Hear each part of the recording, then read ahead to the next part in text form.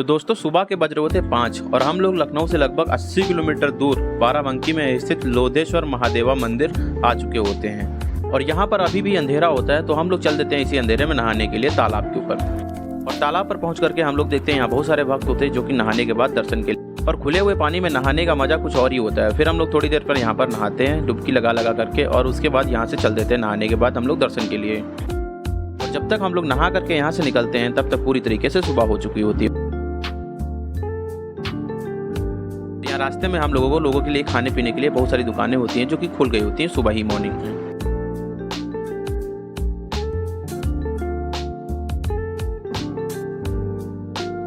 और अब हम लोग पहुंच जाते हैं मंदिर के अंदर, यहाँ से हम लोग लेते हैं प्रसाद जल और मंदिर में चढ़ाने के लिए फूल वगैरह। तो मंदिर के अंदर पूजा और आरती हो रही होती है और घंटों की आवाज़ सुनकर के मन को बहुत शांति और सुकून मिलता है। लेकर रखें। और यहाँ पर महादेव जी को जल चढ़ाने के बाद हम लोग फिर यहाँ पर बारी बारी महात्मा जी से सब लोग तिलक लगवाते हैं। पूजा करने के बाद हम लोग धीरे धीरे यहाँ से निकलते हैं। फिर मुझे याद आता है कि मैंने आप लोगों को दर्शन तो करवाई नहीं मंदिर में। और ये है मंदिर का यहाँ पर मेन गेट, यहाँ पर नंदी जी विराजमान होते हैं। और इनको प्रणाम करने के बाद हम लोग निकलते हैं आगे महादेव जी के दर्शन के लिए। और ये हमारे मंदिर का मुख्य स्थान जहाँ पर हमारे बाबा भोलेनाथ जी विराजमान होते हैं। और यहाँ पर पहुँच करके मैं देखता हूँ बहुत सारे भक्त जो कि महादेव जी को जल चढ़ा देते हैं। बोलो हर हर महादेव। और ये है हमारे मंदिर का निकास द्वार, जहाँ से दर्शन करने के बाद हम लोग बाहर जाते हैं। रास्ते में आपको बहुत सारी दुकानें मिलेंगी जहाँ से आप जल और बेलपत्र वगैरह खरीद सकते हैं महाराज जी को चढ़ाने के लिए।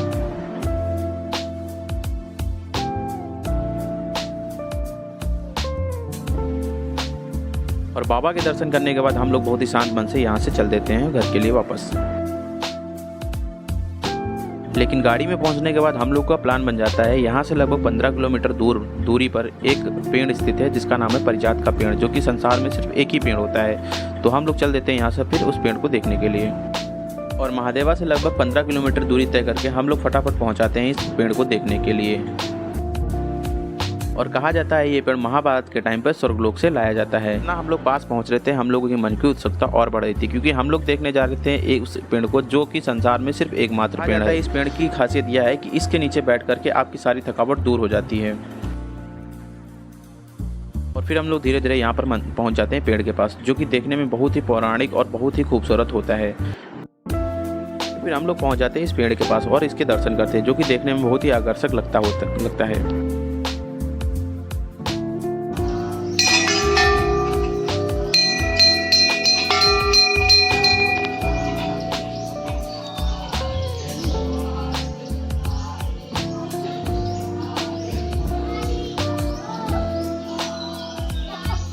चलो जल्दी, अब आरती मिल जाएगी उधर। वेरी गुड, आजा।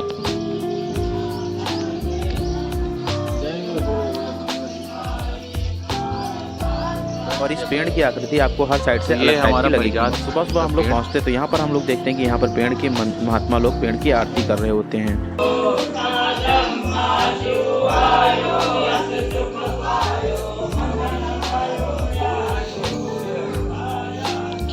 अच्छा। और सुबह सुबह पहुंचने से हम लोगों को एक फ़ायदा होता है क्योंकि हम लोग को यहाँ पर इसका एक फूल देखने को मिल जाता है। और यहाँ पर मैं देखता हूँ पेड़ को सींचने के लिए यहाँ पर पाइपलाइन द्वारा पेड़ के ऊपर से भी पानी डाला जाता है।